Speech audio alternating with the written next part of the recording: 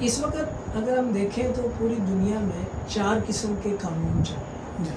ایک آپ کہہ لیں کہ سول لا ہے، اور جو ہمارے یورپ میں اور ان علاقوں میں چل رہا ہے. کامن لا آ گیا جو انگلینڈ کا ہے، اور جو بدقسمتی سے کالونیلزم کی وجہ سے پاکستان بھی اس کا حصہ رہا، انگلینڈ میں بھی وہی ہے، اور ہم ابھی بھی وہ کالونیلزم جو لا ہے اس کے تحت پاکستان اس وقت سروائیو کر رہا ہے. اس کے بعد اسلامی فقہ آ گئی. پوری دنیا میں اگر ہم اس کا جسہ دیکھیں تو بالکل مطلب ایک خطے، سعودی عرب میں کہہ لیں یا 2-4 ملک ایسے. اس کے بعد آپ کر لیں کامن لا کہہ لیں جو مخلوط لا ہے، اس میں تھوڑا بہت پاکستان بھی ہے، افریقہ کے کچھ ممالک ہیں اس میں. تو یہ اس وقت دنیا میں ان کی صورتحال ہے سر. اگر ہماری فکر جس طرح بھی آپ نے بتایا ہے کہ وہ الوہی علومات کے تحت یہ سارا نظام چل رہا ہے اور وہ مادیت سے پیچھے ہے، تو پھر ہماری فکر اس جگہ پہ کیوں کھڑی ہوئی ہے کہ ہمیں اس کا دفاع کرنا پڑ رہا ہے، اور ہم اتنی مختصر تعداد میں، اور اب یعنی کہ ہم کوئی آئیڈیل پیش نہیں کر سکتے اسلامی فقہ کا اس وقت. اس صورتحال کا کون ذمہ دار ہے، اور یہ صورتحال کیسے پیدا ہوئی اور اس کا حل کیا ہے؟ اصل مسئلہ یہ ہے کہ کوئی بھی فقہ یا فقہی نظام یا کسی بھی معاشرت یا ملک، ان کا جو جوڈیشل سسٹم ہوتا ہے نا، یہ اس کو فقہ کہہ لیں. جی. اور ہر فقہ وہ کسی پولیٹیکل سسٹم کی اپروچ پر قائم ہوتی ہے. وہ پولیٹیکل سسٹم ہوتا ہے جو اس جوڈیشل سسٹم کو لے کے چلتا ہے، یا اس کو وہ اپروو کرتا ہے، یا اس کو منواتا ہے، یا اس کی اہمیت بناتا ہے. آپ دیکھیں جو آپ بات کر رہے ہیں نا، یہ تقریباً 18ویں 19ویں اور اب جو شروع ہوا، یہ 200-250 سال کا عرصہ ہے. ان 250 سالوں میں جتنے پولیٹیکل سسٹم بنے ہیں اتنے ہی فقہی نظام بنے. یہ فقہی نظام میں ایک عمومی معنوں میں لے رہا ہوں، ان معنوں میں نہیں لے رہا جو میں بتا رہا ہوں. صحیح. ہاں، یہ جوڈیشیل سسٹم کہہ لیں آپ اس کو. جی. جوڈیشیل سسٹم کے مترادف کے طور پر فقہ کا لفظ جب استعمال کریں گے تو اس وقت میری مراد یہ ہے کہ جتنا بھی یہ جوڈیشیل سسٹم ہے یا فقہ، جی. اگر مترادف لیا جائے تو یہ کسی پولیٹیکل سسٹم کی پیداوار ہے. صحیح. مثلا کسی زمانے میں روس کا جو کمیونزم پیدا ہوا جی. تو وہاں ایک کامن لا پیدا ہوا. کسی زمانے میں واشنگٹن میں، امریکہ میں ایک ڈیموکریٹک سسٹم بنایا، جی. وہاں پہ ایک جوڈیشل سسٹم بنا. صحیح. کسی زمانے میں برطانیہ نے اپنی شہنشاہیت کو عروج دیا، وہاں ایک سسٹم بنا، جی. وہ ان کا جوڈیشل سسٹم تھا.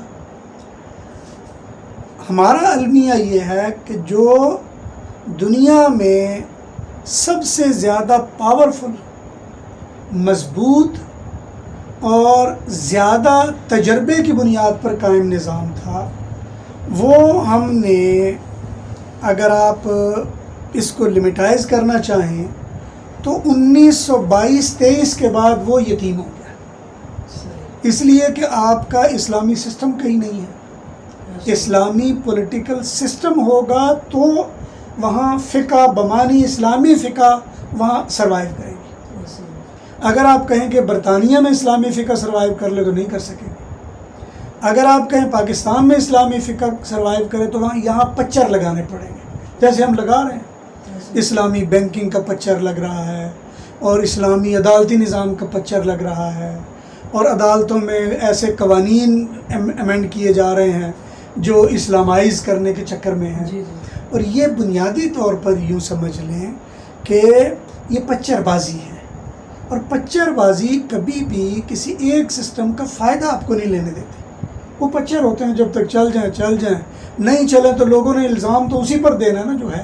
ایسے یہی وجہ ہے کہ آپ جہاں بھی دیکھیں گے، مثلا اگر آپ امریکہ میں چلے جائیں، جی. وہاں کا مسلم معاشرہ ایسے مسائل اسلامی بنیادوں پر لاتا ہے اور متعارف کرواتا ہے اور کہتا ہے کہ یہ اسلامی ہونا چاہیے، لیکن رہتا امریکہ میں.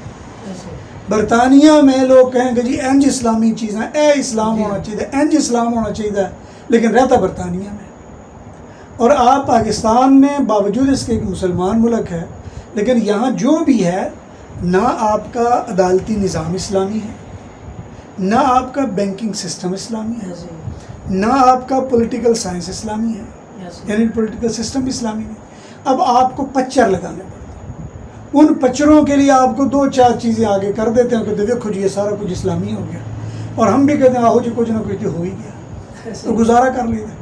تو المیہ یہ ہے کہ جب بھی اس فقہ کسی بھی فقہ کو اس کے سسٹم سے ہٹا کے فائدہ لینا چاہیں گے تو نتیجہ نہیں نکلے گا۔ ہمارا المیہ یہ ہے کہ ہم کسی سسٹم میں رہتے ہوئے کسی دوسرے کو اس میں ڈال کے اسے فائدہ لینا چاہتے ہیں، جبکہ فائدہ ملتا نہیں ہے۔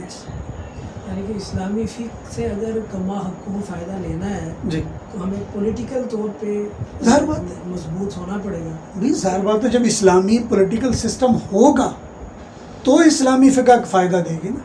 اسی لیے مثال کے طور پر میں سمجھانے کے لیے عرض کر دیتا ہوں، دیکھیں جو ہمارا سسٹم ہے پاکستان میں یا جہاں بھی آپ چلے جائیں، یہ سسٹم کہتا ہے کہ جس پر الزام لگ جائے وہ مجرم ہے، جی وہ اپنے آپ صفائی دینے کا خود پابند ہے۔ پابند ہے، ایسے ہی ہے۔ یہی وجہ ہے پولیس کے پاس آپ درخواست دے دیں، پولیس والے آپ کو مجرم بنا کر آپ کو فون کریں گے، ایسے ہی۔ او جی یعنی آؤ نا تجھے ذرا فلانے میں دیں، وہ آپ کو مسئلہ نہیں بتائیں گے، پھر آپ جائیں گے، آپ جا کے اس کو وضاحت کریں گے، پھر بعض اوقات پولیس میں، بعض اوقات عدالت میں، بعض اوقات جج کے سامنے جا کے نتیجہ نکلے گا، اور یہ نتیجہ نکلتے نکلتے بعض اوقات سالوں لگ جاتے ہیں۔ ایسے اسلام یہ کہتا ہے کہ جب بھی کسی آدمی پر الزام لگے گا وہ مجرم نہیں ہے ہی۔ بلکہ وہ ملزم ہے، ملزم، ایسے ہی، اور ملزم کبھی مجرم نہیں ہوتا۔ ایسے ہی۔ لہٰذا جو ملزم ہے، سب سے پہلے جو بندہ الزام لگانے والا اور جس پر الزام لگایا جا رہا ہے، ان دونوں کو بلا کے پوچھیے، ایسے ہی۔ تاکہ الزام دہندہ اور ملزم آمنے سامنے ہوں گے، تب جا کے آپ طے کر پائیں گے کہ مجرم ہے یہاں یا نہیں ہے۔ نہیں، بالکل ایسے اب یہ اتنا اب آپ کسی پولیس والے کو کہیں کہ جناب تسی کسی مجرم نو مجرم نہیں سمجھنا، پاکستان میں نظام چل سکے گا؟ نہیں، ایک دن نہیں چلے گا۔ آپ کی عدالتیں چل سکیں گی؟ نہیں۔ ایک دن نہیں چلے گی۔ آپ کی فوجی عدالتیں چل سکیں گی؟ ایک منٹ کے لیے نہیں چل سکیں گی، اس لیے کہ بنیاد جو اینٹ ہے بنیادی وہی الٹی پڑی ہوئی ہے۔ تو اس لیے اسلامی نظام اسلامی پولیٹیکل سسٹم میں ہوگا تو وہ برگزار لائے گا۔ اسلامی نظام آپ کسی اور سسٹم میں دھکیلیں گے تو وہ آپ کی جماعت اسلامی تو پیدا کر سکے گا، یا آپ کی کوئی جدید اسلامی معاشی افکار کے حوالے سے کوئی تصورات تو پیدا کر سکے گا، لیکن جو نظام کا فائدہ وہ نہیں لے سکیں گے۔